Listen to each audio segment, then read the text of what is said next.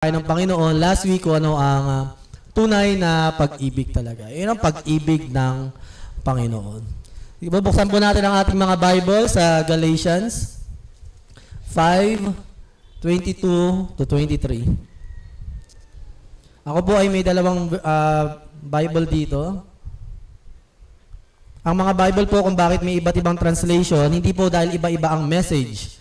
Isa lang ang mensahe pero tinatranslate ito sa mas madaling paraan para maintindihan ng tao. Para tayo, alam niyo ba nakasulat ang Bible originally sa Hebreo, Aramaic, tsaka Griego.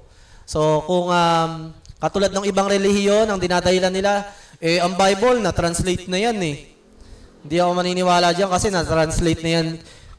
Kesa sa ibang religion, binabasa talaga nila sa original na pagkasalin. O sige, kung gano'n ang gusto nyo, mag-aral po kayo ng Greek at Hebreo. Basahin niyo po yung original na Bible. At masasabi ko sa inyo, ayun pa rin ang mensahe ng Panginoon. Imbis na magpasalamat tayo minsan, no, ginagamit ng grounds ng tao na para lang hindi magbasa ng Bible. Minsan hindi naman mahirap maniwala sa Panginoon. Ang madalas, ayaw lang maniwala sa Panginoon. Ayaw lang talaga mag-effort na makilala ang Panginoon. Pero mo, lahat binibigay na ng Panginoon. Iba't ibang translation. Kaya nga may translation ng Bisaya. Sino mga Bisaya dito? Taas ang kamay, mga Bisaya. Yan. Mga proud Bisaya. Mga Ilocano. Tayo'y Pilipino. Di ba? Mapa, Bisaya, Ilocano, Tagalog. Tayo mga Pilipino. Kaya mapalad tayo, ang Bible ay tinatranslate sa iba't ibang lengguwahe. Kaya, mga kapatid, ang Bible daw natin, hindi nalalagpas daw ng 10 years para matranslate sa lahat ng lengguwahe kasi meron na tayong computer age. Napakadali na daw. Kaya maghanda na tayo.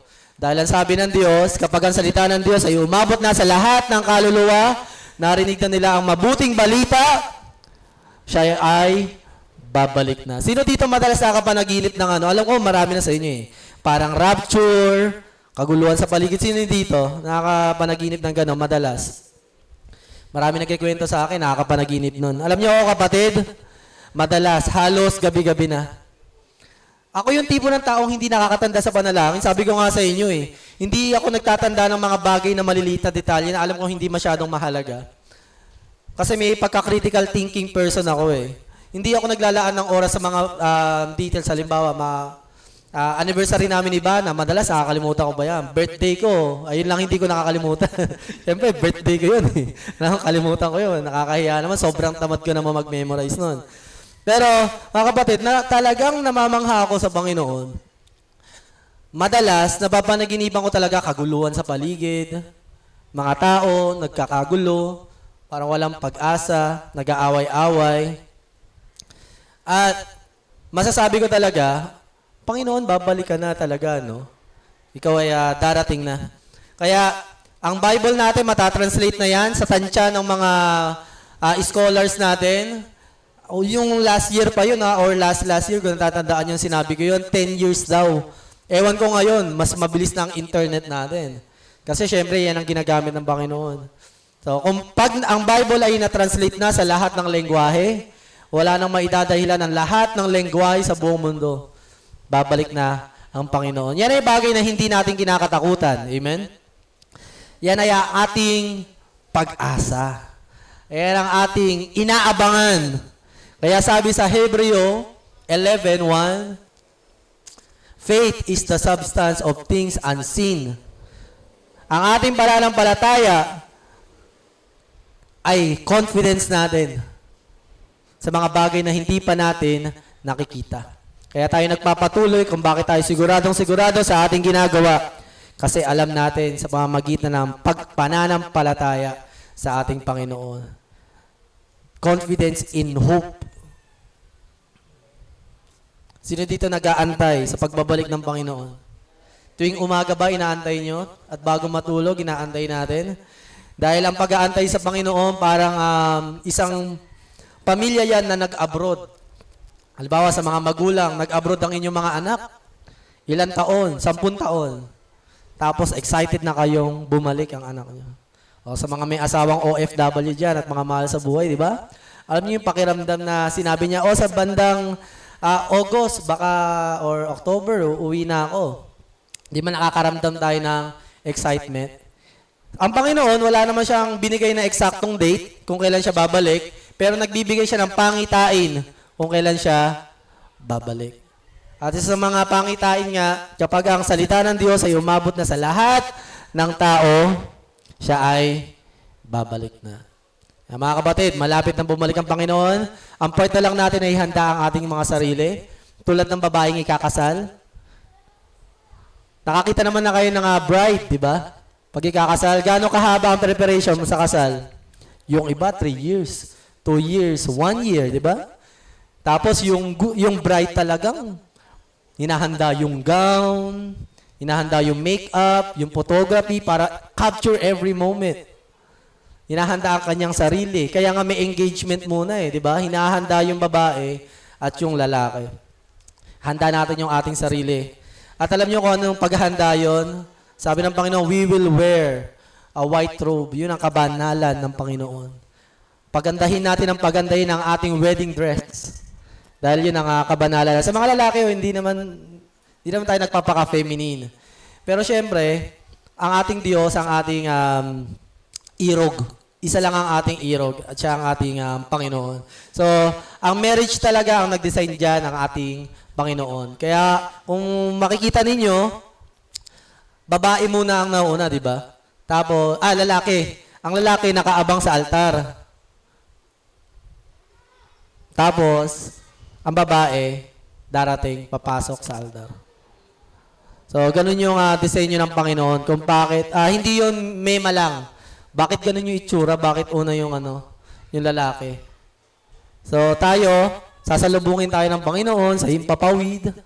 Doon, magsasalo-salo tayo, kakain, magpupuri, magsasaya. Doon ay wala ng luha, wala ng pighati, wala ng pagsubok. Higit sa lahat, wala ng kasalanan. Yung bagay na pinandidirian natin sa ating buhay, inaantay natin kung kailan matatapos. Di ba may mga ganun tayong kasalanan? Lord, ayoko nang gawin to. Sana, Lord, perfecto na lang ako. May mga hopeless romantic tayo mga napapanood. Katulad ng Paubaya. Ayun, sino dito nakapanood ng Paubaya na music video? Ginawa naman nila lahat sa kanilang pag-iibigan, pero dahil hindi sila perfecto at hindi talaga tinadhana ang kanilang love story, hindi talaga sila nagkatuluyan. Pero tayo, mga kapatid, tayo ay may tadhana sa Panginoon. Hindi natin pwedeng sabihin, baka hindi ako nakatadhana sa Panginoon. Hindi. Ang pangako ng Panginoon, ang lahat ng tao ay maligtas. Gusto niya, nais niya. Pero ang problema, ang iba, ayaw. Kaya nasa atin ang kalayaan. Kaya binabati ko kayo na nandito ka ngayon. Tandayan na hinahangad mo na maranasan patuloy ang presensya ng Panginoon. Pwede palakpakan mo muli ang ating Diyos sa buhay.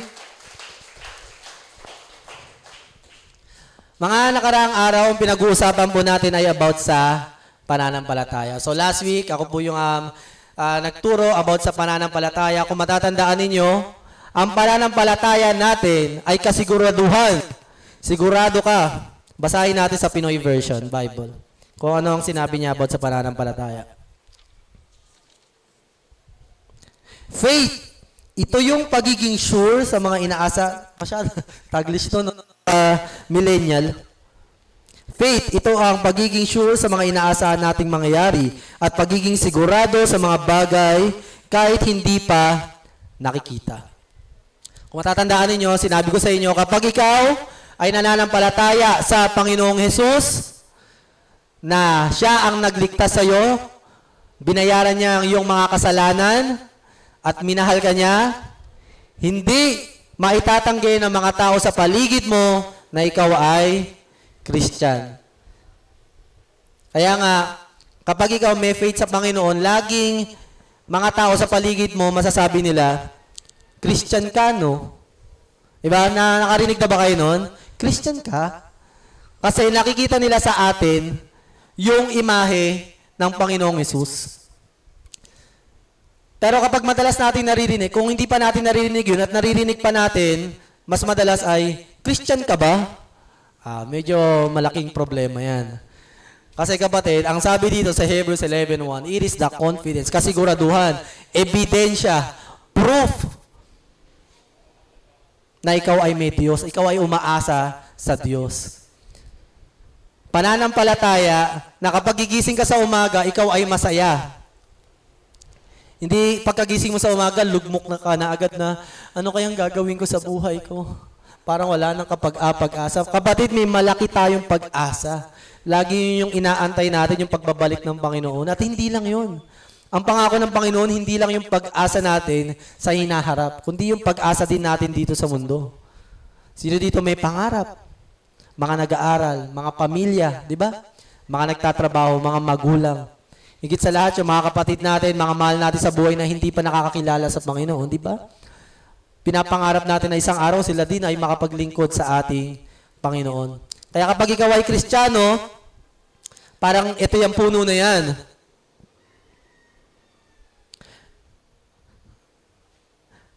Palaging magbubunga. Ang isang pananampalataya natin sa Panginoon, magbubunga yan ng ebidensya. Ayun po yung pinag-usapan natin last week. Basahin natin yung Galatians 5:22-23. Subalit ang bunga ng Espiritu ay ang pag-ibig, kagalakan, kapayapaan, katiyagaan, kabaitan, kabutihan, katapatan, kahinahunan, at pagpipigil sa sarili. Walang utos laban sa ganitong bagay. Sinasabi dito ni Pablo, kung kayo mga mananampalataya, kahit anong gawin ninyo sa buhay ninyo, kahit iwasan ninyo, pero kung nananampalataya ka sa Panginoon, ito ang magkakaroon ka sa buhay mo. Una daw, pag-ibig. Magkakaroon ka ng tunay na pag-ibig. Kaya ikaw, kapag naging Christian ka, yung mga dating hindi mo magawang ibigin, magagawa mong mahalin. Pero hindi yung iibigin mo yung kasalanan, syempre. Iibigin mo yung kabanalan ng Panginoon, ibigin mo yung righteousness, ibigin mo yung mga hindi kaibig-ibig na tao. Kaya, may mga tao kapag naging Christian sila, pinanganak muli, naranasan nilang mabuhay uli sa Espiritu Santo, sila ay na-born again in spirit, yung mga tao na nakasakit sa kanila sa nakaraan, napapatawad nila. At hindi lang napapatawad, nagagawa pa nilang mahalin, ibigin. Kaya kung kapatid, kung hanggang ngayon, you are still in a battle, magpatuloy ka lang sa Panginoon. Kasi kusa yan. Ang puno, hindi mo pwedeng pilitin magbunga yan. Kahit anong high-tech nga ngayon, no? Hindi natin mapipilit ang isang halaman o isang puno na magbunga. Pwede nating matansya kailan siya magbubunga kasi may panahon ng pagbunga. Pero yung, alam mo yung eksaktong date at eksaktong oras, hindi. Pero kung ang puno ay buhay, ang puno ng mangga ay buhay, magbubunga ito ng mansanas. Tama ba mga kapatid? Hindi. Magbubunga ito ng mangga. Alam ka na, magbunga ng ampalaya. Ang puno ng mangga. Ayun ang sinabi ng Panginoon sa John. Ang mga sanga na nakakonekta sa ugat ay magbubunga ng ubas. Kasi ubas yun eh. Ubas ang sanga. Alam ka naman magbunga ng ibang bunga ang nakakonekta sa puno na ito. And sabi sa kasunod, kagalakan. Kapatid, alam ko nalulungkot naman tayo. May problema at pagsubok. Amen? Hindi nawawala yan. Parte talaga ng ating buhay Kristiyano. Kahit ganong sikat natin sa buhay, hindi magiging perpekto ang buhay. Pero isa ang sikreto, maging kontento ka. Kung ano man yung maging sitwasyon mo, maging mayaman ka o mahirap ka, may kagalakan ka sa puso kasi alam mo sapat ang ating Diyos. Hindi ko naman sinabing maging mahirap kayo. Hindi ko rin naman sinabing maging maghangad tayo ng bagay na hindi naman dapat hangarin. Pero kailangan i-balance na may kagalakan sa puso. Kaya kung ikaw, madalas ay mas malungkot ka, mga kalungkutan palagi ang nararanasan mo sa buhay, kapatid, hindi ang bunga ng banal na spirito lang. Kasi nagbibigay din siya ng kagalakan. Hindi ko naman yung sinabi mo, tawa ka ng tawa, para ka ng baliw. May problema ka, ayun yung mga toxic positivity. May problema ka na't lahat, tawa ka pa ng tawa. Halimbawa, may malaki kang problema sa trabaho, tapos hindi, tatawanan ko lang yan. Kapatid, practicality naman din, di ba? Kailangan, sabi nga ng Panginoon, may mga kalungkutan din siyang ibinibigay na nagdudulot ng pagsisisi. Mga kalungkutan na galing din sa Panginoon, pero ang sabi niya dito sa atin, dapat meron tayong kagalakan, kaligayahan sa ating mga buhay. Kaya kahit na tayo minsan nalulugmok ng pagsubok, mararanasan pa rin natin ang kagalakan. Kaya pa rin natin ngumiti. Diba? Kaya pa rin natin mag-encourage ng ibang tao. Kasi hindi tayo nauubusan. Dahil ang source natin ng kagalakan, hindi pera, hindi trabaho, hindi pamilya, hindi kaibigan, hindi kung sino man o lover. Ang source ng kagalakan natin ay ang social media. Hindi, ang Panginoon. Siya ang ating kagalakan. Sunod-sunurin natin, isa-isayin natin itong mga bunga na ito. Kapayapaan.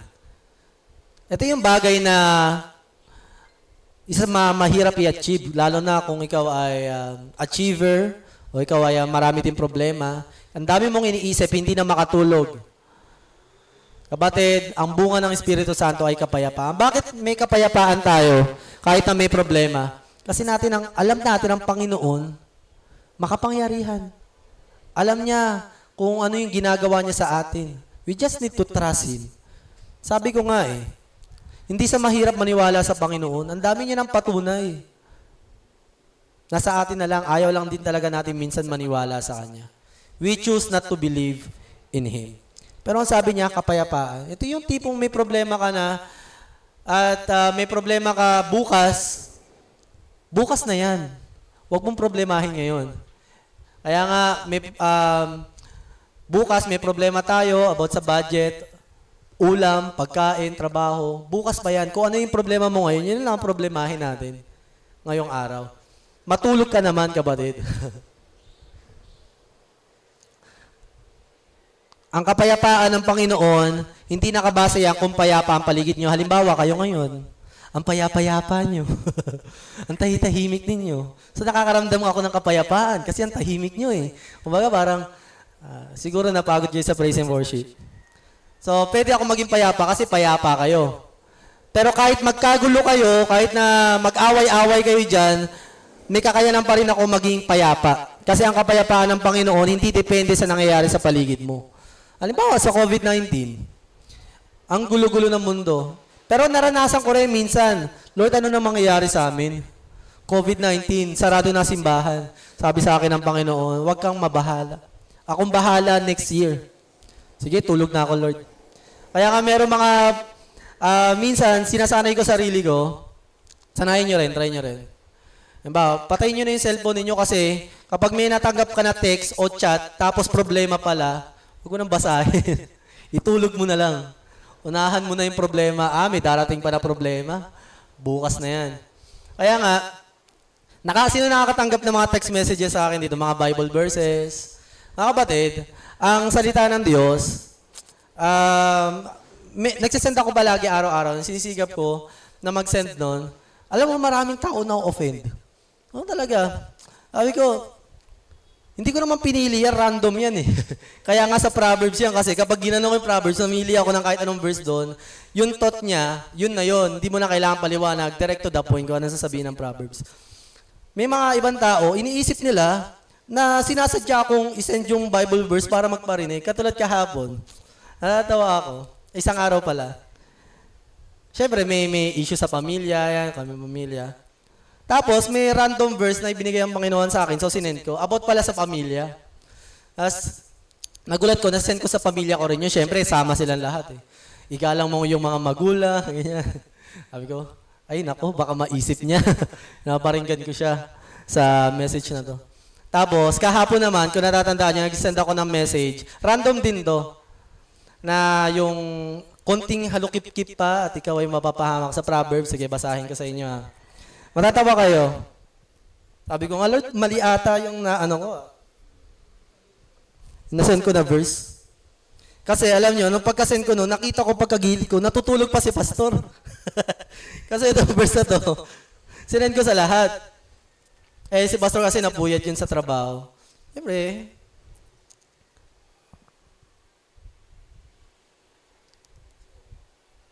ay, hindi yan. Babasahin ko Ito. Inuulit ng hangal ang kanyang kahangalan. Tulad ng asong binabaka ng kanyang suka para kainin. Mas mabuti pa ang hinaharap ng isang taong mangmang kaysa sa taong nagmamarunong. Ang batugan ay hindi lumalabas ang tahanan. Ang kanyang dahilan ay may leyon sa lansangan. Napaka-nonsense nito. No? May leyon, di ako magtatrabaho. Gaya ng pinto ang pumipihit sa bisagra ng batugan, ang batugan na papihit-pihit sa kanyang kama. Nakita ko si pastor, natutulog pa. Pastor, ay wag may na si pastor, may sakit. Napagod yan Kita ko natutulog na ko. Nasend ko yung verse. Baka sabihin ni pastor, pinaparinggan ko siya. Naghahalokip-kip pa siya doon. Nakahiga pa siya dyan. Tapos nakita ko siyang tumayo, nag-CR, tapos sumiga uli. Sabi ko, naku, patay tayo dyan. Mga kapatid, alam niyo, yung salita ng Diyos, sa iba, masakit. Pag nararamdaman natin, minsan masakit ang salita ng Diyos, ibig sabihin, may nasasaktan sa ating kaluluwa na kailangan ayusin ng Diyos. Yung iba, pag nabasa to, tuwan-tuwa pa nga, di ba? Bakit ganon? Kasi, ang Word of God, mga kapatid, minsan masakit siya, minsan nakaka-encourage. Depende sa status ng pananampalataya mo. Kaya kung may mga salita ng Diyos na parang, bakit sa iba okay naman? Napapangiti sila, na-encourage sila, ganito pala dapat kong gawin. Bakit sa iba, ano ba yan, Lord, ang sama-sama ako? Kasi, baka naungusap ang Panginoon sa atin. Kaya sabi ko, minsan, alam niyo mga kapatid, iniiwasan ko din mamili. Minsan, pag may nabasa ko, naku, baka may matisod dito. Iniiwasan ko pa Pero sabi ko, Lord, salita mo yan Hindi ko na nga pinaliwanag, yan na yun. Yan na yung salita mo, Panginoon. Kaya, kung nakakatanggap kayo ng mga verses na yan, hindi ako nagpaparinig. So, tuloy tayo. Ano ba nararamdaman nyo ngayon habang sinasabi na ito ang bunga ng Espiritu Santo? Tayo ba'y natutuwa dahil alam natin, wow, bunga ng Espiritu Santo? Tayo ba'y napapa-aw? Nalalaman natin. Tuloy. Katiyagaan. Ayan, mga kapatid. Ito isa sa mga bunga ng Espiritu Santo. Kapag ikaw daw ay Christian, tinanggap mo ang Panginoong Hesus, hindi maitatanggi sa iyo, makikita at makikita sa iyo ng mga tao, wow, ang tiyaga-tiyaga na itong tao na to. Hindi napapagod. Iba ang matyagang tao. Nasusukat yan sa panahon. Kahit na may discouragement, nagpapatuloy. Kaya bumibilib ako sa mga magulang natin dito. Kahit na anong mga pagsubok nila sa buhay, nagpapatuloy sila. Kaya napapahanga ako sa mga, kapag narinig ko yung mga testimony nila. Kaya, appreciate natin yung ating pagsasama-sama palagi, ang inyong fellowship to one another, mga mamshi, papshi, mga youth, kayo yung mga fellowship natin. Kasi may mga panahon, dapat susuko na yung asawa mo sa'yo Pero dahil na-encourage ang kapatid sa pananampalataya, na-sharean ng pagtsatsaga, di nagpatuloy pa rin, hindi ka sinuko. Diba? Susuko ka na sana sa pag-aaral mo, pero dahil may mga kapatid ka sa pananampalataya na nag-encourage sa'yo, magtsaga ka kapatid, na-encourage tayo. Yeah, let's appreciate yung pagtsatsaga ng bawat isa. I-express natin din yun palagi. Kabaitan. Siyempre naman, normal na normal to. Kapag ikaw ay Christian, mabait ka dapat, diba? Hindi ikaw yung tipong pasimuno pa ng kalokohan. O kaya kawalang yaan, kumbaga, sa salita ng mga tao. Diba? Mababaw na act, good deeds, yung kabaitan. Ikaw, pag sinabi mo sa bata, mabait, di ba? O, ang bait-bait mo naman kapag nag-bless, di ba? Bait naman na bata na ito. Pag nakita ka ng bata nagmumura, tapos nag-dirty finger pa, mabait ba yun? Bait-bait mo Hindi mabait yun. So, ito ay morality, usapang moral lang to. Madali lang natin ma-define to, hindi na natin kailangan mapag-usapan. At kabutihan. Ito naman, kabutihan mas malalim. Ito yung mga bagay na ginagawa mo, hindi lang para mag-benefit ka, kundi para mag-benefit ang ibang tao.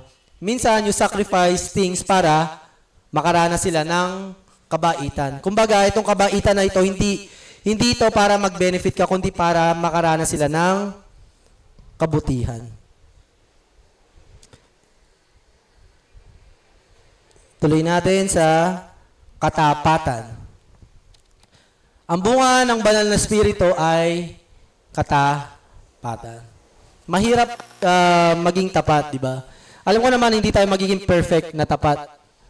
Pero ang sabi ng Diyos, isang araw, habang patagal ka ng patagal sa Panginoon, ikaw ay patapat ng patapat. Iba yung tapat, hindi yan maki-question kahit sino. Kasi ang tapat, kahit walang nakakakita, ginagawa pa rin niya. Kaya nga ang Panginoon, tapat siya eh, di ba? Kahit sa panahon hindi tayo nagiging tapat, ginagawa pa rin niya yung part niya sa atin. Ginigising sa umaga, binibigyan ng lakas, nagpapaulan sa mabuti at masama. Ayun ang katapatan, hindi nagbabago. Kaya sinasabi ng Diyos, magiging tapat ka, kapatid. Kapag ikaw ay nagpapatuloy sa Panginoon, kung ikaw ay pasinungaling ng pasinungaling, hindi sa maging tapat habang patagal, ask God, sabi mo, Lord, tulungan mo ko sa mga bagay na ito. Hindi naman kasi tayo gumagawa niyan eh. Ang tumatrabaho niyan, Panginoon. Ang part lang natin, lumapit at magtiwala sa Diyos. Diba? Kaya nga, yung simpleng pagsisimba natin every Sunday eh. Tanda na yan ang katapatan natin sa Panginoon. Kasi, when we honor God every Sunday, baliktarin ko na lang, kung if we cannot honor God every Sunday, how we can honor God every Monday to Saturday? Sa tingin nyo, kapatid? Yung simpleng gathering natin, ay hindi tayo maging tapat sa bagay na yun, paano pa tayo magiging tapat sa ating buhay kapag mag-isa na lang tayo at walang nakakakita? Tayo nga, di ba? Di ba? Mababait. Kunwari, mga mababait. Mababait naman kayo. Di ba? Pero, kung sa mga gantong simpleng katapatan ay hindi tayo maging tapat, paano ba tayo magiging tapat kapag mag-isa na lang tayo? Mas madaling maging tapat kapag may kasama tayo. Amen? Siyempre naman. Pero kapag mag-isa na tayo, mas mahirap maging tapat. Merong mga tao na mapagbigay, pero iba yung tapat sa pagbibigay. Alam niyo na yan, mga kapatid. Ang tapat na pagbibigay, ayun yung nagtitiwala ka sa Panginoon. Kaya may mga blessed people talaga na tapat, giver. Pero iba yung tapat magbigay sa Panginoon. Kasi, ang mga tapat na ito, isang araw, hindi nila babawiin kung ano yung binigay nila. At hindi nila isusumbat. Binigay nila. At hindi magmamalaki kung ano kanilang binibigay. Kasi lahat ng ginagawa natin para sa Panginoon. Nasusukat kasi ang katapatan ng ating ginagawa yan sa panahon eh. Hindi yan, malalaman mo yan na kapag sumunod ka ngayon, alam mo nang tapat ka. Hindi kapatid, masusukat yan sa haba ng panahon. Halimbawa, naglingkod ka ng ilang taon sa Panginoon, and God is telling you na you have to do something else, ibang bagay. Kaya nga, nung nag-usap kami ni Pastor, sabi niya, alam mo, Pastor Louie, isa sa mga naging problema ng churches o mga pastor, talaga, kapag naging successful na ang simbahan, ayaw nang umalis doon ng pastor, ayaw nang magtanim sa iba. Kasi ayaw niya na mawala yung credit sa kanya. Kasi pinaghirapan niya yun. Ilang taon niyang pinaghirapan yun. Mahirap sa kanya i-let go kasi pinaghirapan niya yung mga sakripisyo na yun na ilang taon. Sabi ko nga, Lord, napakahirap maging tapat sa Panginoon. Pero itong bagay na ito, imposible sa atin, pero posible sa ating Diyos. Ikaw, ano ba yung ministry mo? Hindi yung sinasabi ko ministry dito sa simbahan. Pwede rin dito sa simbahan. Sa pag-aaral mo, trabaho mo, sa pamilya mo, sa asawa mo, gano'n ka katapat sa asawa mo, sa anak mo. Diba? Kapag ikaw daw ay Kristiyano, makikita yun sa'yo kahit papano. May hindi maitatanggi ng mga tao, itong tapat, halimbawa, ako, nagtatrabaho ako, at may asawa na ako. Malalaman ba nila na tapat ako pag pinakita ko yung marriage contract? Kasal na ako Ganun ba? Makikita nila yung katapatan ko? Ako ay tapat, ako ay kasal na? Hindi. Makikita nila yung katapatan ko kapag paano ako makitungo sa babae. Di ba? Kaya ang katapatan ng isang faithful na husband. At sabi dito ng Diyos, ito ay bunga. Ito ay something na hindi mo maitatanggi. Kaya kapag ikaw, isa kang lalaki at may partner kang babae, kahit boyfriend, girlfriend pa lang, niloloko mo yan, Huwag ka munang pumasok sa relasyon kasi hindi mo pa kaya maging tapat. Kasi ang pag-aasawa ay katapatan talaga. Faithfulness nga yan Kaya nga, till death do us part. Hanggang kamatayan niya, walang iwanan.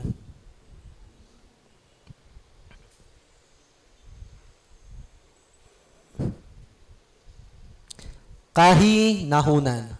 Ito ay bunga rin ng ating banal na spirito na sa kabila ng ating mga pagsubok, hindi tayo natataranta sa buhay. Hindi tayo na-anxiety, hindi tayo na-depress. Pero hindi ko sinasabing na yung halimbawa, may mga tao talagang undergoing on that challenges, mga mental health. It's normal talaga. Isa sa mga mararanasan talaga ng mga kabataan yan dahil sa sitwasyon ng ating mundo. Pero, mga kapatid, sabi ng Panginoon, magkakaroon ka ng kahinahunan.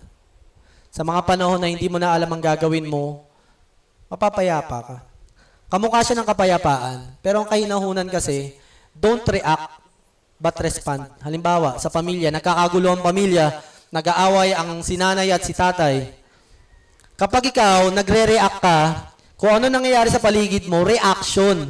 So kung naggagalit sila, galit ka na din. Kasi nga, react Pero pag respond, iniisip mo muna kung anong gagawin mo, depende sa nangyayari sa paligid mo. Naiintindihan niyo yung kapatid? Ang reaction, ang asin, pag nilagay mo sa tubig, anong mangyayari? Anong reaction? Malulusaw. Ang tubig ay aalat. Kasi yun ang reaction. Chemical reaction. Ayun ang palaging mangyayari. Pero tayo mga Kristiyano, we are not reactor. Hindi tayo nagre-react sa paligid natin. We are respondent. Nagre-respond tayo. We can control ourselves.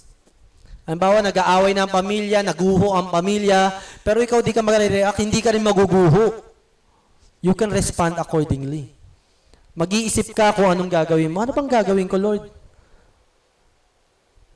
Hindi ka katulad ng asin, pag nilagay sa tubig, ay malulusaw lang. Ikaw ay isang pag-asin nilagay sa tubig, hindi ka malulusaw. Pag-iisipan mo ba, malulusaw ba ako? Papaalatin ko ang tubig? Kasi magkaiba yung kapatid.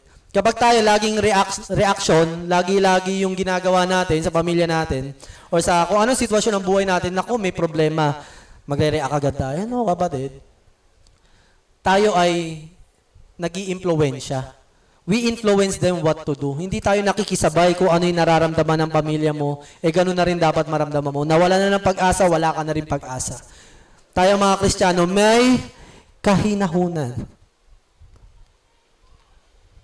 Kaya kapag wala ng pagkain sa mesa, hindi ikaw yung makikisabay na, Lord, ang hirap-hirap talaga namin. Hindi. Lalo kapag ikaw ay estudyante, isip mo, hindi, mag-aaral ako na mabuti. My response to this situation is mag-aaral ako. At magsisikap ako sa buhay ko. Huwag tayong magpapadala sa takbo ng mundo, kapatid. Lagi tayong against sa flow ng mundo. Because we are holy. Tayo'y banal. Pag sinabing banal, iba tayo mag-isip sa kanila. Sa mundong ito.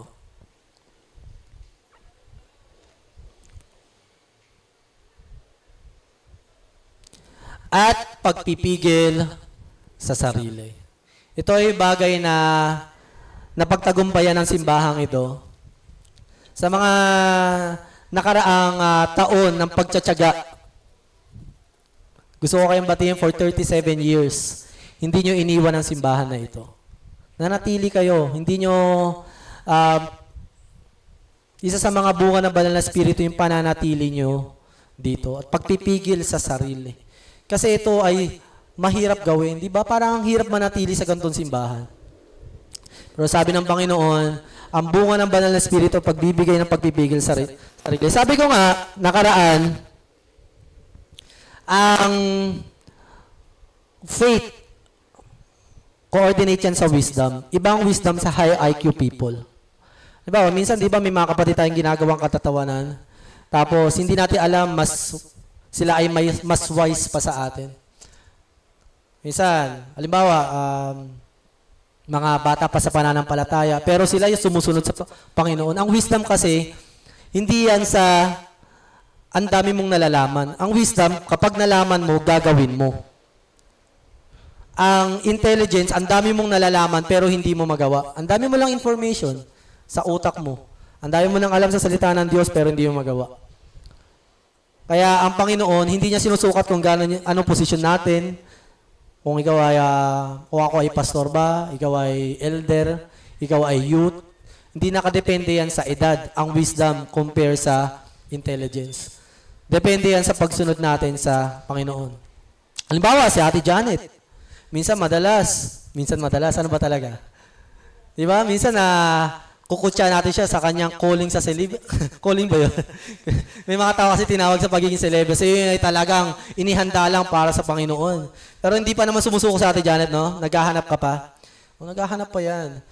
Pero di ba sa atin natatawa iba sa atin? Minsan, akala natin yung nakakatawa, tayo pala yung nakakatawa. Kasi buti pa si Ate Janet, may control sa sarili. Namimili. Ewan ko lang kung pihikan talaga, kung pagkakamali niya na yun. Sabi ko lang, kapatid, i-balance din natin, di ba? Hindi ko rin alam kung ano talaga eh. Pero sa nakikita ko talaga, mapalad sa Ate Janet. Kasi, compare naman sa iba, na hindi nila makontrol ang kanilang emosyon pagdating sa damdamin. Buti pa tong babae na to. Na kaya niyang kontrolin ang kanyang emosyon kahit na makakita ng pogi, kung unbeliever naman, ay wag na lang. Di ba, Ate Janet? Saludo kami sa'yo. Diba? Di ka tulad ng iba, makakita lang ng abs, nanginginig na. Kahit unbeliever. Si Ate Janet, anong abs? May takot sa Panginoon. Gusto pa nga, pastor eh. May girlfriend na po ako ha. Wag po tayong ganun. Pastor Eric na lang. Kay Belen ba yun? Pinagagawin yung mga pastor. So, mga kapatid, di ba minsan nagiging katatawanan pa, pero ang totoo, yun ang karunungan, di ba? Minsan, ginagawa pa nating kakutsaan yung karunungan, kaya nga sabi ng Bible sino man nagsasabi na siya'y marunong, siya'y hangal. Di ba?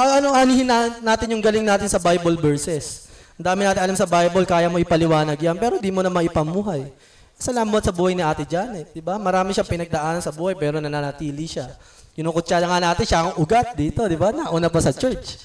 Pero ang totoo, minsan nagiging joke-joke sa ating katatawanan. Pero kung if the truth will hit us, yun ang karunungan, di ba? Compare naman sa iba nating kapatid sa pananampalataya, na ang daming nagawa, pero walang pagpipigil sa sarili, umalis. Hindi kinaya. Yan bunga ng banal na Espiritu. Yung pananatili nyo dito na ilang taon, 37 years, sabi nga, mas dakila yon kaysa sa mga bagay na bago na gagawin natin. Ngayon, halimbawa, di ba, we are praying that the church will renovate by the Lord. We are praying by faith. Pero iba yung ginawa ninyo dito ng ilang taon, kaya manatili lang kayo. And God will work. Kapag tayo ay nagtitiwala sa Diyos, may gagawin siya. Ayan po yung mga bunga ng banal na Espiritu. Pero kapatid, sabi ko nga, balik tayo sa umpisa, kapag ikaw ay Kristiyano, yan ay mga bagay na makikita talaga sa'yo. Ngayon, kung hindi perfecto, that's fine. Why? Because Jesus is the author and perfecter of our faith. Okay? Huwag tayong mawala ng pag-asa. Parang isa lang nakuha ko dyan Hindi naman kapatid. Is something na hindi natin kabagsak. Pero, kung ikaw ay may bunga na at unti-unti pang nawawala, something din naman na kailangan nating bantayan. Dati ay tapat tayo, ngayon ay hindi na tapat. Something na kailangan magising tayo sa katotohanan. Kaya nga tuwing umaga, we talk about these things This is mature talk pagdating sa mga Christian. Ito yung mga bagay na, di ba, ayaw natin itago yung katotohanan. This is one of the truth na kailangan maranasan natin sa ating buhay. Kaya, kapag ikaw ay nakakonekta sa Panginoon Lord, naniniwala ako ay niligtas mo, isang araw ako ay gagawin mong ganyan sa mga bunga na yan. Pero there are times na akala natin ang bunga ay totoo. Ito kasi ang battle. Balik tayo sa last preaching. Lilinawin natin to ng lilinawin para mas maintindihan natin.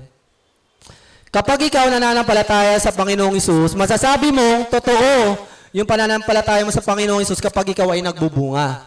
Okay? Kasi may mga tao, di ba naniniwala kay Jesus, pero sabi niya, Panginoon, di ba nagpalayas kami ng mga demonyo?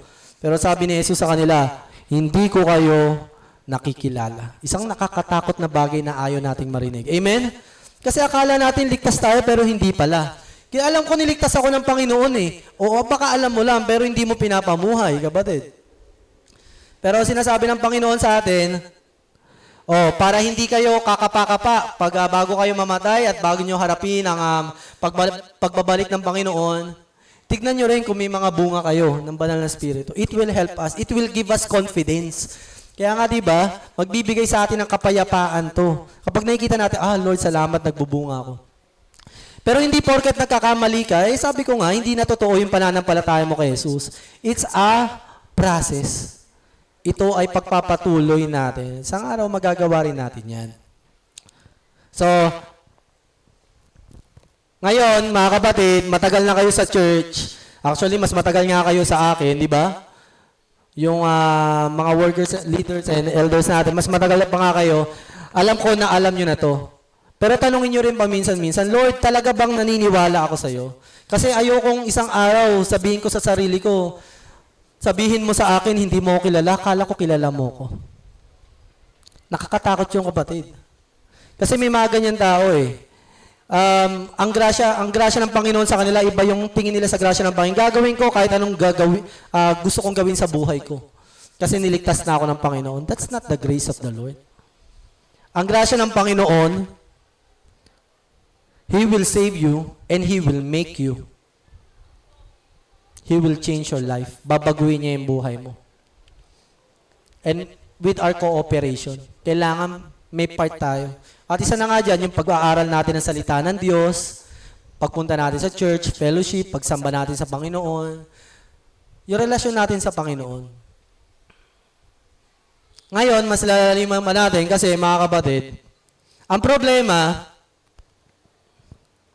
ang iba, sinasabi, may bunga ako, pero di nila alam, yung bunga nila hindi pala totoong bunga. Ano tayo ng paano, no? Sa pananampalataya natin sa Panginoong Hesus.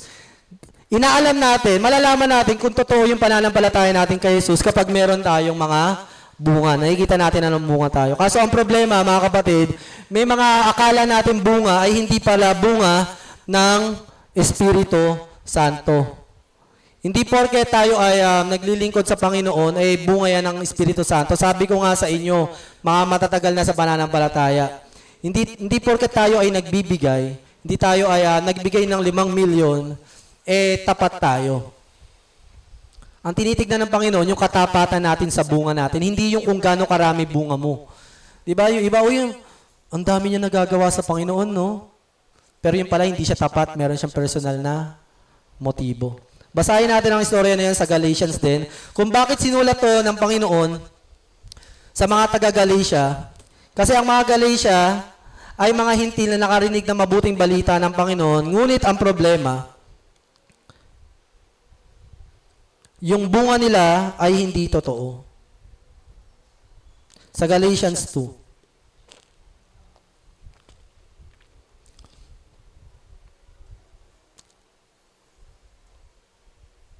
Ayan ito yung mga bagay na hindi natin pinag-uusapan sa evangelism service. Kasi ito ay para sa inyo talaga.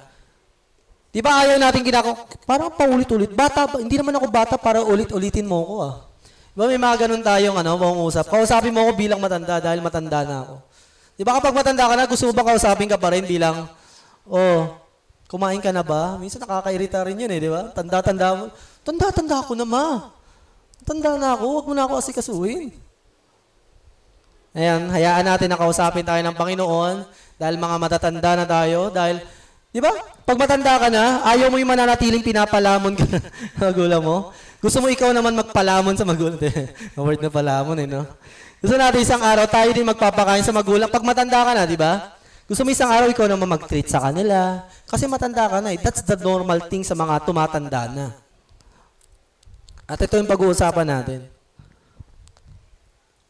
Sabi niya, sa Galatians 3 lipat-lipat, chapter 3, verse 1, ano ba naman kayong mga taga-Galatia?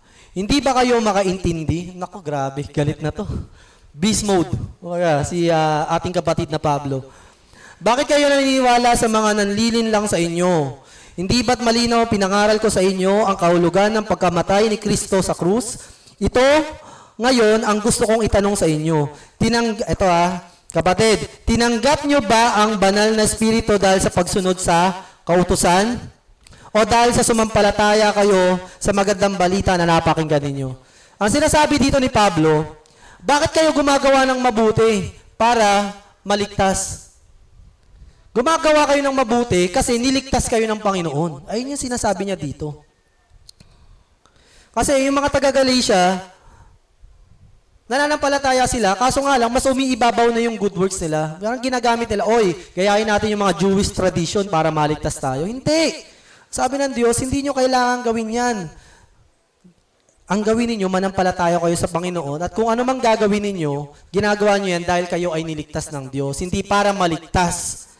Kapatid, kaya ako nandito ka ngayon, iniisip mo, para maligtas ako. Feeling ko kasi pag namatay ako sa Monday, sa impyerno ako, so magsisimba ako ng linggo. Hindi ganon, okay?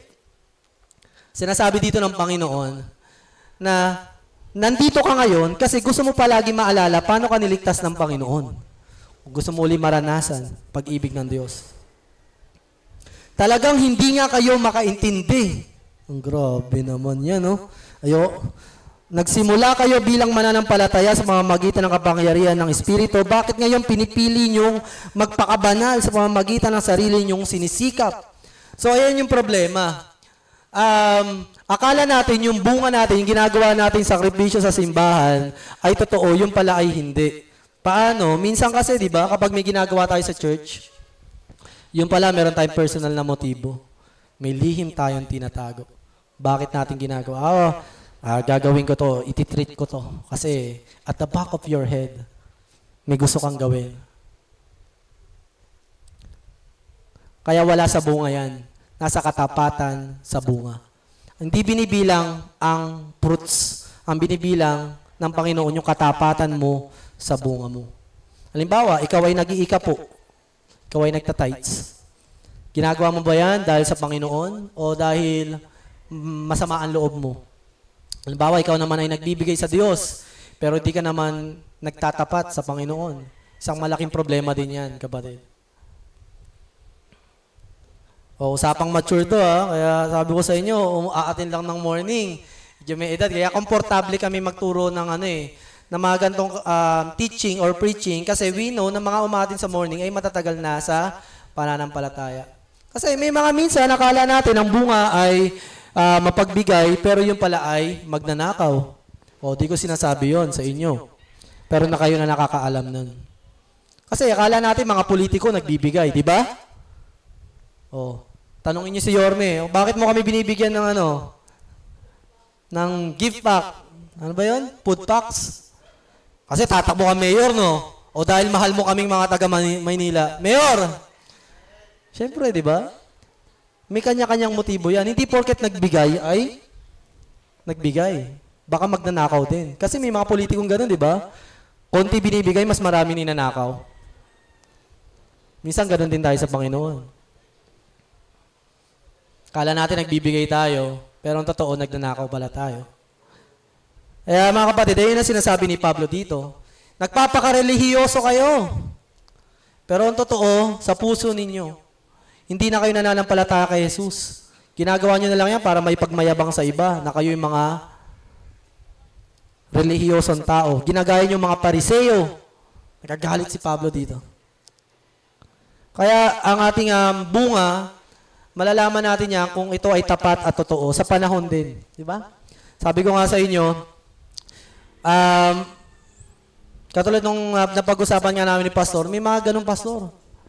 Baka may mga ganun din sa atin. Pagdating sa ating mga ginagawa sa Panginoon, kapag hindi na tayo nakakikredit, gagawa tayo ng paraan para we take credits. Yung iba nga malala walang ginagawa pero gusto ng credits.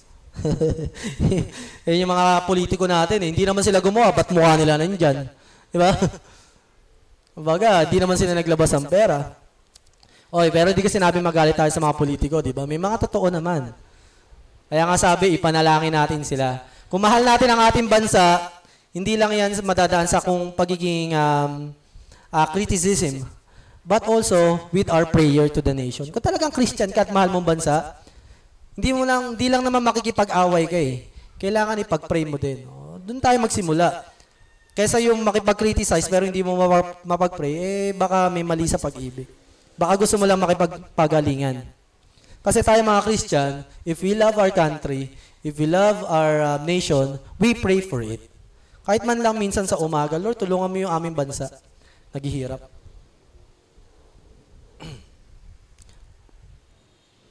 Wala na bang halaga sa inyo ang naranasan ninyo?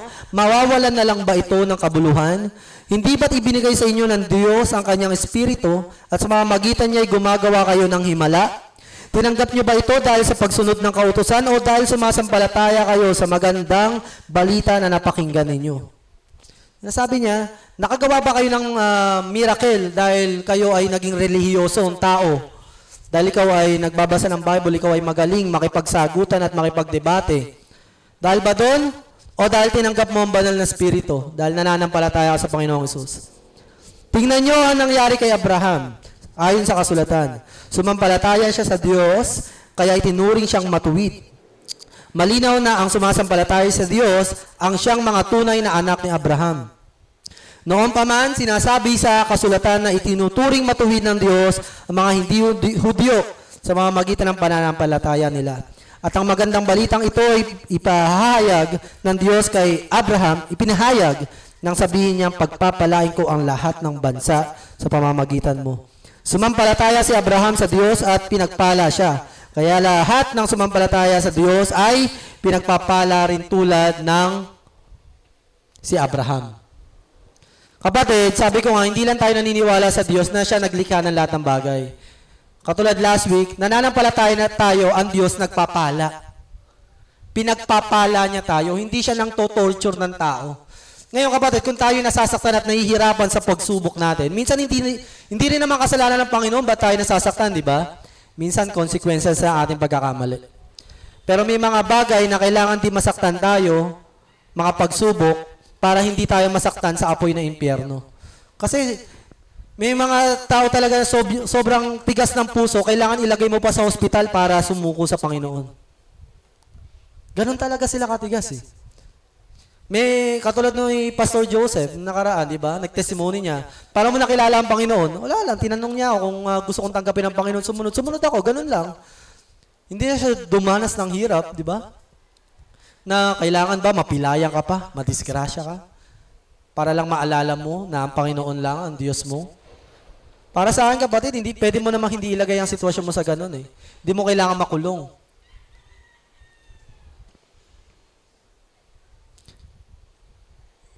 Sa verse 24, ang kautusan ay naging tagapag-alaga natin hanggang sa dumating si Kristo para sa pamamagitan ng pananampalataya sa Kanya ay maituring tayong matuwid.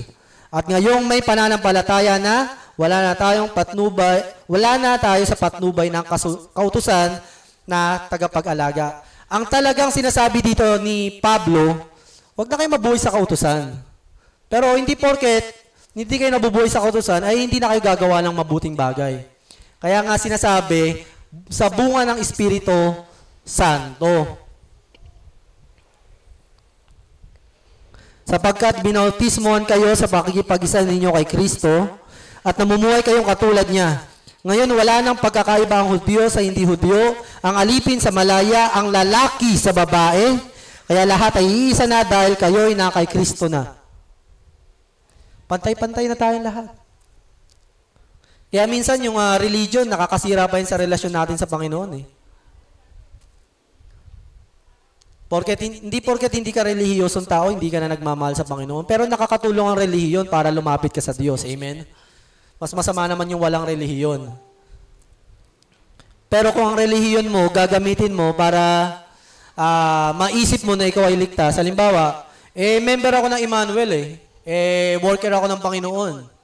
Kung yun ang dahilan para maligtas ka, kapatid, hindi yun aabot sa kalangitan. Ibabagsak ka nun. Dahil walang umabot, ni walang naghangad talaga sa Panginoon. Sabi niyang salita, walang naghanap sa Diyos. At dahil kayo'y na kay Kristo na, kabilang na kayo sa lahi ni Abraham, at ang tagapagmana ng mga pinangako ng Diyos sa Kanya. Yan si Abraham. iconic to pagdating sa Bible. Kasi sa kanya pinangako, sa kanyang salin lahi. So, kung si Abraham ay isang Hudyo, kailangan maging Hudyo ka muna bago maligtas. Ganun ba? Hindi mo na kailangan maging Hudyo. Kasi si Abraham ay niligtas sa mamamagitan ng hindi pagiging Hudyo, kundi sa pagiging pananampalataya niya sa Diyos. At ganun ka din, kapatid. Kung ano ang pangako ng Diyos noon, yun pa rin ang pangako niya ngayon. Dahil sa kanyang anak na si Jesus, magiging pangako niya sa mga susunod na panahon. Pananampalataya sa Diyos. Mag-recall back tayo, kapatid, sa picture na ito. Una, gusto nating malaman kung talagang nananampalataya tayo sa Panginoon. Tignan natin yung ating bunga kung tayo ba'y lumalago sa ating pananampalataya. Ngayon, tignan din natin kung ang ating bunga ay totoo at tapat. Kung ang ating mga ginagawa ba sa Diyos ay tapat. Kasi nga, hindi naman tinitignan dyan ay kung gaano karami nagawa mo sa Lord. Oh, in 3 years, ang dami mo na nagawa sa Lord. Pero sa uli, tumalikod ka. Wala sa dami yan. Nasa tapat yan. Wala yan kung 20 at 5 milyon. Aanhin. Sabi nga ng Panginoon, di ba, sa babaeng nagbigay ng 2 kusing, mas malaki ang binigay ng babaeng ito kaysa sa mga tao na nagbigay ng mas malaki. Pero dahil ba doon, 2 kusing na lang bibigay natin? Let's go! Di yun ang mensahe. Sinasabi ng Panginoon, yung puso mo. Yung puso natin pagdating sa ginagawa natin sa ating Diyos. Kaya hindi natin pwede ikumpara. Minsan nagkukumparahan tayo ng bunga eh. Ang daming bunga nun, oh. Ay, yung konti ng bunga nun. Wala doon yun eh. Nasa katapatan ng ating ginagawa sa Panginoon. Kaya dito, si Pablo, matapang talaga ang kanyang personality. Kasi masasayang eh. Kayo rin, mga kapatid. Buti nga, hindi na si Pablo nagtuturo eh. Alam niyo, pag si Pablo nagturo, mas matindi sinasabi niya. Kung ayaw magbago, kasi may isang tao doon talaga nagdudulot ng kaguluhan sa simbahan. Ibigay kay Satanas. Oh, narinig niyo ba sa amin yun? Ibigay kay Satanas? Hindi namin gagawin yun. Last option na yun. There are times you have to let go. Kaya ako pag ako nag-aalaga din ako, may pina-experience ko minsan sa isang alaga ko, kung sa akin hindi niya mararanasan kung paano malayo sa Panginoon, ipapractice ko na sa kanya. Kasi, mga kapatid, lahat may limitasyon, okay? Tandaan niyo yan. Ang pag-ibig ng Panginoon, walang hanggan yan. Hindi nagbabago kailanman. Pero nasa iyo yan, kung gusto mo talagang lumayo na lumayo sa Panginoon, wala na yan, kalayaan mo na yan. Kung gusto mo talagang umayaw sa Panginoon at sundin ang sarili mong kalooban, wala kaming magagawa dyan. Kaya nga ako, nung na-experience ko yan, malala eh. Magsisira ng kinabukasan ng mga tao eh. Sa akin pa lang, mararanasan mo na kung paano mabitawan para hindi mo na naisin na bitawan ka ng Panginoon. There are times ganun talaga, kapatid. Di ba sinasabi natin, ang Panginoon hindi ka bibitawan? Oo, di ka niya bibitawan. Basta hindi ka bumibitaw sa Kanya. Hindi naman niya tayo bibitawan talaga eh. Sabi niya yun sa pangako niya eh.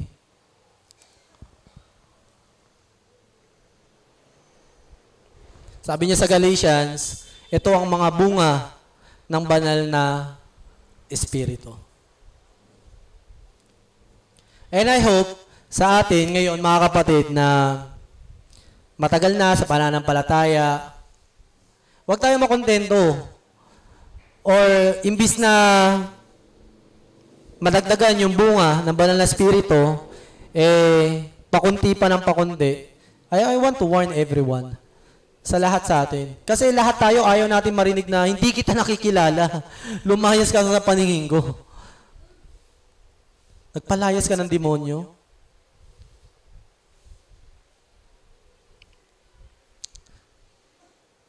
Next verse. And this verse, pwede nating sige, next verse. Next line. Hindi na yan. Sige, balik mo na doon sa Living Faith. Mga kapatid, ang pananampalataya natin sa Panginoon, karugtong niyan, living faith, buhay. Pag sinabing buhay, naturally it grows. Hindi pwedeng hindi lumalago. Kailangan po talaga lumalago. Ngayon, kung mabagal, basta lumalago. Okay? Pero yung iba naman, katulad ng puno ng igos, ang lagu-lagu ng dahon, pero walang bunga. Anong ginawa ng Panginoon? Pinatay. Ano kung mukha kang malago? Mukha lang, pero hindi totoo. Kaya, kapatid, patapatan to sa Panginoon. Hindi paramihan, hindi pagalingan, hindi patalinuhan, hindi palupitan sa debate. Kaya nga tayo, hindi tayo naniniwala sa isang nating kapatid. Kapatid ba yun? Sa isang sikat na personality. Ang galing niya makipag-debate. Galing niya mga tuwiran. Prinsipyo, milosopo. Pero yung simpleng pag-control lang sa bibig niya ng mga foul words hindi magawa, paano pa? Di ba? Hindi doon nakatingin, hindi sa lupit mo yan, sa pagpapaliwanag ng Bible. Hindi rin yan sa kung gaano kalaki simbahan natin. Hindi rin yan sa kung gaano kalaki nasasakripisyo natin. Nasa katapatan yan natin sa Panginoon. At mahirap tignan yan. Mahirap malaman. Pero at least, makikita natin, lumalago, buhay yan. Naturally grows. So, ito ay natural na lumalago and it is intentionally din. Pinapalago din natin ang ating pananampalataya. It's a cooperation din yan sa ating Panginoon. Now, yan po yung isa sa mga pananampalataya, living faith. Para sa akin, tinatawag ko yan, yung genuine faith, totoong faith yan. Pero ang living faith, ang buhay na pananampalataya, may kapangyarihan. Sige, buksan po natin ang ating mga Bible.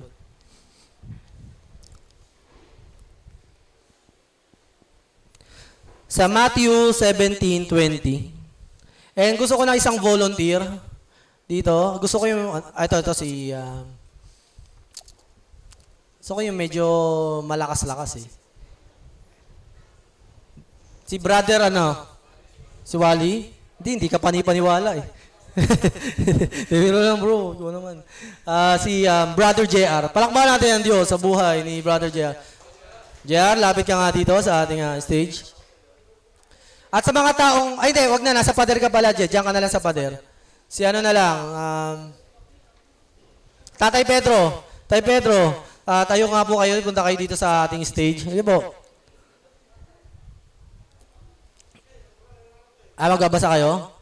Kanya-kanya kayong dahilan, Si Jalan, halika dito. Come on. Yan, malaki katawan, malaki braso, bagay na bagay sa ating illustration. Jalan, I want you to put your hands on the wall. English ba? Put your hands on the wall. Dalawa, hands. Pag hands, plural. Yes. Yan, okay. Yan, Aba mo yung mo. Yan, ganyan lang. Tulak mo lang ganyan. Kapatid, alam ko medyo challenging yung kanina mga narinig natin, di ba? Pero that is for the glory of the Lord. Para sa atin yan. Tayo rin magbe-benefit. Dahil ito ang sinasabi ng Panginoon. Dahil mahina ang pananampalataya ninyo, sinasabi ko sa inyo ang totoo. Kung may pananampalataya kayo kahit na kasing laki ng buto ng mustasa, masasabi nyo sa bundok na ito, lumipat ka roon at ililipat nga ito. Walang bagay na hindi ninyo magagawa. Jalan, tulak mo yung pader. Tulak mo hanggang sa umurong. Tulak mo buong lakas. Sige, tulak mo. Hindi, itulak mo. Itulak mo na itulak. Sige, itulak mo lang itulak. Mga kapatid ko na nasa pader, ganunin nyo nga yung pader. Kayong lahat. Sige, itulak nyo kapatid hanggang tumumba yan. Hindi, sige, itulak nyo. Kayong lahat. Gusto ko ma-experience nyo. Itulak nyo. Buong lakas, buong lakas. Buong lakas ba yan, Genesis? Sila, Wally, baka tumumba. Wag si Wally. Baka tumumba yan. Masira yung illustration natin. Masira. Kasi si Wally, kaya niya itulak yan. Kita niyo. Biga pa yung katabi niya. Tignan niyo. Yung biga kang matibay ba? Sige, try nyo lang. Tulak nyo lang. Pakita nyo sa kanila yung hirap talaga. Yung buong lakas. Buong lakas. Yan. Mga kapatid, titigan nyo yung mga kapatid natin sa pananampalataya.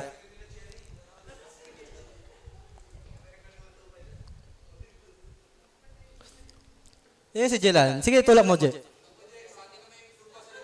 Yan, ayaw talaga. Hindi, tulak mo.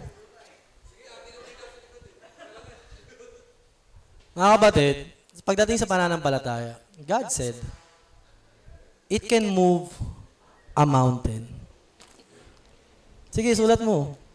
Lagay mo sa puso mo ngayon. It can move a mountain. Yung pader na yan, hindi mo matutulak yan eh. Maliit na bato lang yan. Hindi natin matulak, di ba? Sige, tulak mo na itulak, Jay. Tulak mo. Tingnan natin anong mangyari sa'yo dyan. Sige, tulak mo lang. Hanggang mahapo ka ng mahapo. Kung ikaw may sakit, itulak mo na itulak mananampalataya. Kaya ako nung minsan nag-worship, naglibang-libang ako sa ibang lugar. Salamat, Jalan. Habang umiinom ako ng kape, libre lang naman to. Ito ay sa Tagaytay. So, chill-chill, inom ng kape. Habang umiinom ako ng kape, nagpe-pray ako sa Panginoon. Sabi ko, Lord, meron kaming gagawing siyempre, una sa buhay ko, sa simbahan namin, magre-renovate kami. Sabi ko, Lord, imposible ito. Kaya nakasibangot akong ganun. Imposible ito, Panginoon. Pero habang uminom ako ng kape, nakita ko yung bundok Taal. Sabi sa akin ng Panginoon, faith can move a mountain. Ang lakas na tinig ng Panginoon. Sabi ko, kung yung bundok na yan, kayang itulak ng pananampalataya ko. Ito nga, di ba? Maliit lang yan, di natin matulak eh. Kapatid, Jesus is the Mount Zion. Pag sinabing Mount Zion, immovable yan. Hindi mo pwedeng itulak yan. Sandigan yan. Hindi mo pwedeng itulak. Sino dito kaya itulak ang bundok? Hindi kaya. Pader nga lang, hindi natin matulak, di ba? Maliit na pader, kahit magtulong-tulong tayo. Hindi natin matutulak yan, kapatid. Hindi mo talaga matutulak yan. Ano mga pinagdaraanan mo, hindi mo matutulak yan. Sabihin nila, baliw ka. Hindi. Kayo baliw, di kayo naniniwala sa Diyos. Ako naniniwala eh. Naniniwala ako sa Diyos, may gagawin siya sa buhay ko. Pamilya ko, trabaho ko, pangarap ko. Kayo baliw. Sige, tulak mo yung pader. Para kang tanga, tinutulak mo yung bundok. I don't care. I know God. Alam mo, hindi lang bundok tinutulak natin eh. Jesus is the Mount Zion. Biruin mo kapatid, pwede mong pakilusin ng Panginoon sa pananampalataya mo. Kaya mo ba itulak ang bundok? Sabi ko, Lord, nakita ko yung bundok Taal. Sabi ko, Lord, itutulak ko yan? Tutulak namin yan? Sabi niya, faith can move a mountain. Kala natin kasi imposible eh. Kapatid, gusto mo ba makaranas ng himala o yung imposibleng bagay? Kung gusto mo, maniwala ka sa imposibleng bagay. Sabi nga, kung ano panukat mo, ayun ang gagamitin sa yung panukat ng Diyos. Kung hanggang dyan lang, di dyan ka lang. Pero kung ikaw may pananampalataya ka, naniniwala ka sa imposibleng bagay, sige, tulak mo. Tulak. Tulak. Kapatid, ikaw anong pinagdaraanan mo? Meron ka bang mga, kala mo imposible, wala na akong pag-asa, Lord, hanggang dito na lang ako. Dito lang yung pamilya ko. Anak ko, hanggang dyan lang yan, Lord. Wala na, hindi na maayos pamilya ko. Hindi! Maayos yan. Ihirap sa atin, ayaw na natin yung maniwala sa himala eh. Niwala ka sa himala, kapatid. Push! Araw-araw, every single day, hanggang sa mapagod ka. Pag napagod ka, magpahinga ka. Huwag ka matakot. Huwag ka matakot. Ako sabi ko, Lord, nung sinabi niya yun, wala na, napa-worship na lang ako. Iyak na lang ako, Lord, I can move a mountain, Lord. By faith, with you, kasama kita, kaya ko yan. Magagawa ko yan. Tama na yung paghihintay natin, di ba? Ikaw, ano bang mga pinagdaraanan mo? Hindi lang na to about sa church lang natin eh. Sa'yo, personal mo. Sa tingin mo ba, wala na, dahil ayun na yung nagawa mo sa nakaraan, hindi nakatingin to ng Panginoon. Maganda pa nga sa Panginoon, yung pangit natin sa nakaraan, gagamitin pa niya eh. Ayun pa mismo yung instrumento niya para patunayan na makapangyarihan siya. Biruin mo, yung bundok mo, papagalaw mo. Baliw ka nga. Oh yes.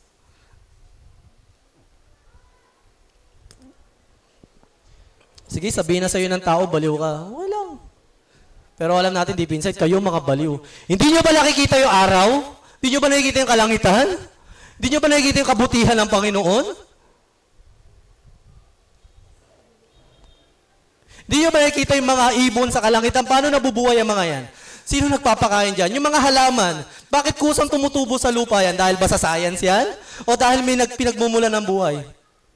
Kapatid, wag mong isuko. Buhay, hayaan mo ang Panginoon, buhayin yung mga bagay na winasak, ninakaw, pinatay ng kaaway. Bakit tayo tumitigil doon? Hindi lang bundok ang kaya mong pagalawin. Yung kamay ng Diyos na gumawa sa bundok. Jesus is the Mount Zion. Padar nga lang magmumukha ka ng tanga, kakatulak ko ng kakatulak dito. Bundok pa. Sabi ng Panginoon kanino ko maniniwala? Sa sinasabi ko sa sarili ko, sinasabi ninyo, o sa sinasabi ng Panginoon? Sino ba ang totoo? Ako, ikaw, tayo, o ang salita ng Diyos? Kapatid, hindi lang hanggang dito ang buhay natin. Huwag tayong pumayag na, Lord, wala akong bunga, hanggang ganito lang. Lalago ka, kapatid. So, maging tapat, it will come. Patuloy ka lang sa pananampalataya mo. So, alam mo, napakahirap na Wala na, Lord. Hanggang dito na lang kami. God, no. Pamilya ko, Lord, ito na lang. Pangarap, pag-aaral. Bobo ko, Lord, Mahina ako sa ganyan, Hindi yung sinasabi ng Panginoon. Gusto niya mabuhay ka sa pananampalataya. Alam mo kapatid, sa inyo kapag tinutulak ko ito, nakakatawa ako Pero sa Panginoon, natutuwa siya. God is pleased. Natutuwa siya sa mga anak niya na nananampalataya sa Kanya. Hindi mo siya mapapahanga kasi ang dami mong alam sa Bible, pero hindi mo mapapahanga ang Panginoon doon. Papahanga mo siya kapag naniniwala ka sa Kanya na may mga imposibleng bagay kaya niya. At pinamumuhay mo, siyempre. Start with the mind. Puso, kaluluwa. Pagkagising mo sa umaga. Gising ako sa umaga, Lord, kasi alam ko may gagawin ka. This year sa'yo to, Panginoon. Therefore, magpaplano ko. Ito gagawin ko. Ito ilalakad ko. Walk the faith. Ilalakad ko. Sige, sabihin mo yun. Pagkagising mo sa umaga, Lord, hindi, may pag-asa ako. Hindi ako titigil. Oo, mapapagod ka, kapatid. Pero sa panahon ng kahinaan mo, ang Diyos, magiging kalakasan mo yan. Basta bigay mo lang yung best mo, yung part mo.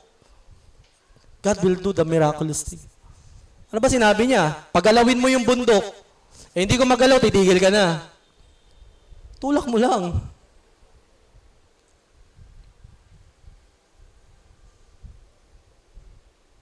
Mahal tayo ng Diyos. Ayaw niya na nakadepende lang tayo sa ating isipan. Faith is not about in the mind. Something beyond comprehension. Hindi mo pwedeng ipaliwanag ang pananampalataya. Papaliwanag mo ba kapag sa Jilan natulak yan at tumumba, mapapaliwanag nyo? Hindi. But that's faith. Ikaw, maging successful ka dahil ba sa sarili mong kakayanan yan? Hindi. Dahil sa Panginoon. Habang nag-pray ako, sabi ko sa Panginoon, Lord, sunod kami susunod kami sa pinapagawa mo. Sabi niya sa akin, isa lang sinabi ng Panginoon, napakatamis na salita. Kaya sana, pakinggan mo to. Napakatamis sa salita ng Panginoon, sinabi niya, basta pag pinagpala kita, huwag mo kakalimutan, Sabi niya, sige gagawin ko yan sa buhay mo. Pero pagdating ng araw, sabi niya sa Israel yun, di ba? Pangako niya yun. Pagdala ko sa inyo, huwag niyo akong kakalimutan, Naglambing agad, Panginoon. Ayun agad sinabi niya, sige, pag prinumot ko buhay mo, pamilya mo, inayos ko, magsimba kayo, Kapag ayos na yan, gamitin niyo yung buhay niyo sa Panginoon. Hindi siya nag-demand, na ito gawin mo, ganito gawin mo. Sinabi niya agad, lambing ng Holy Spirit. Okay. Basta, paano mo yun? Parang nagsalita siya na hindi Diyos. Parang nakipag-usap siya sa atin na, sige, ito sabihin mo sa kanila pagkasabi mo nun. Para sabihin mo sa kanila, pagkatapos ko silang pagpalain, eh huwag nila ako makakalimutan. Kasi ganun ginawa ng Israel sa akin eh. Ganun yung ginawa nila. Tinalikuran nila ako, pagkatapos nilang matanggap, makuha lahat. Iniwan nila ako. Oh, hindi tayo ganun. Iiwasan natin yun. Kaya nga sila ang pattern eh, para hindi natin gawin kung ano yung pagkakamali nila. Ayun ang pangako ng Panginoon. Hindi niya sinabing, depende kung gagawin ko ha. Ang sabi niya lang, basta wag mo akong kalimutan. Kaya kapatid, ikaw, imbitahan ko kayong tumayo. Tayo kayong lahat at manalangin tayo sa Panginoon. Gusto kong tawagin yung worship team as we worship the Lord.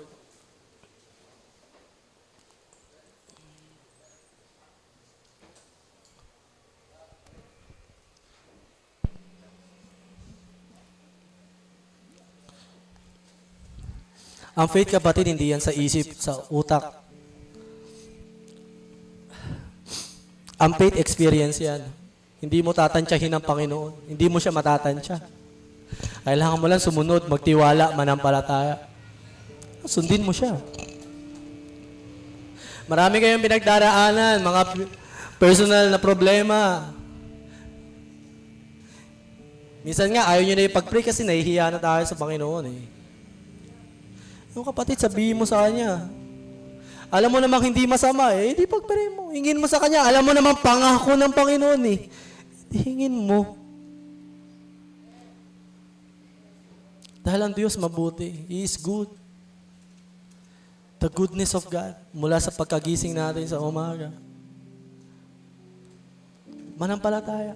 Panghawakan mo. Pagkatapos natin, ngayon, kinausap tayo ng Diyos. Tayo naman makipag-usap sa Kanya. So, what is your respond? Ngayon narinig mo yan, anak. What do you want to say? Ano gusto mo sabihin sa akin na? Ngayon yung pangako ko sa'yo. Ayun yung gusto ko ipagawa sa'yo. Gusto mo ba? O, sige, hingin mo sa akin. Gawin natin magkasama, hindi kita iiwan. Hindi kita pababayaan. Huwag kang lalayo Kapag sinagot na kita, manalangin mo. Huwag mo akong kakalimutan pag pinagaling na kita. Gamitin mo yung buhay mo sa Panginoon Pag okay na kayo ng asawa mo Pag masaya na kayong pamilya nyo, maglingkod kayo. Pag okay na yung character mo, yung attitude mo, gamitin mo sa Diyos, hindi sa mundo. Ay. Kapag may pera ka na, ilaan mo yung para sa Diyos. Huwag mong sarili niya, huwag kang maging mukhang mundo. Ang Diyos, mabuti yan. Makikinig yan. Kung may pangarap pa sa buhay mo, higit ang pangarap ng Diyos sa iyo. Ang sabi niya, sa kanyang pangako, He has plans. Higit sa kaya mong isipin. Higit sa kaya mong hingin. Higit sa kaya mong gawin. Pangako ng Panginoon sa'yo. Kapatid, sa sandaling panahon, sabihin mo sa Kanya, Lord, nahakbang ako. Mananampalataya ako. Huwag mong tansyahin kung anong kaya mong gawin. Huwag mo isipin kung gaano ka kalakas. Kabuti, katapat. Isipin mo kung gaano siya kabuti, katapat, kapakapangyarihan. Gaano lang isipin mo. Hindi sa sarili nating kakayahan. O sa kakayahan ng ating Diyos. Siya'y mapaghimala. Walang imposible sa ating Panginoon. Hindi kapatid, sa sandaling panahon ba, put your trust in the Lord.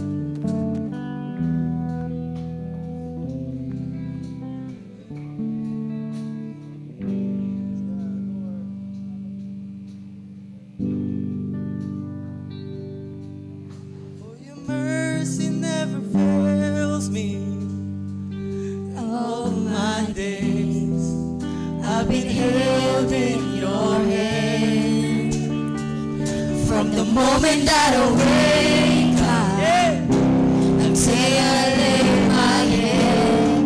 Hallelujah! The Holy Spirit is here tonight. On the Yes, Lord. goodness of God. my life.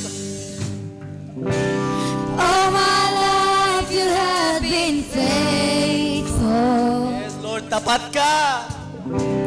All my life you have been so, so good. With every breath that I am able, and I will sing all the goodness of God. Lord, thank you for your teaching. I love you, boy. Yes. Let us